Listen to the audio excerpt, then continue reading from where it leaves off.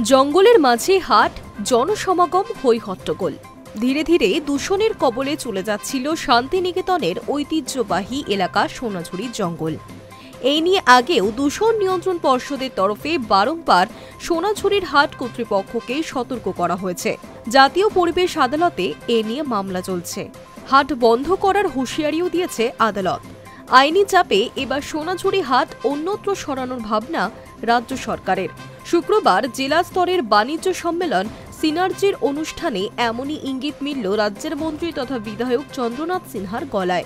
জানালেন, সোনাঝুরির হাটের বিকল্প জায়গার সন্ধান চলছে। শুক্রবার শান্তিনিকেতনের বিশ্ব বাংলা বিশ্ববিদ্যালয়ের প্রেক্ষাগৃহে সিনার্জি শুরু হয়েছে।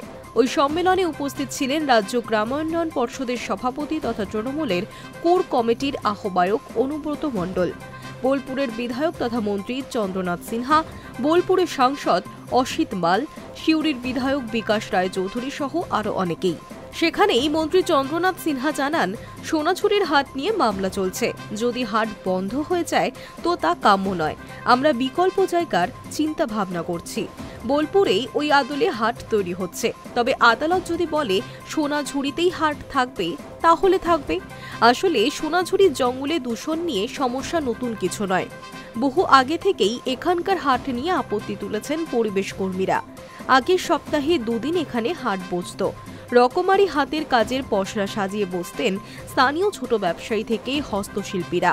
বাইরে থেকে আসা পর্যটকরাই বেশি ভিড় করতেন এই হাটে। কিন্তু এই সমস্ত সামগ্রীর চাহিদা ক্রমশ বাড়তে থাকায় এখন সপ্তাহে প্রতিদিনই সোনাঝুরিতে হাট বসে।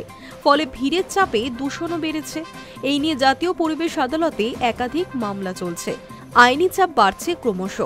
এবার তার জেরে খোয়াইয়ের পাশে সোনাঝুরির জঙ্গল থেকে হাট অন্যত্র সরানোর ভাবনা চিন্তা করা হচ্ছে বলে জানালেন মন্ত্রী Chandranath Sinha. Hi news network.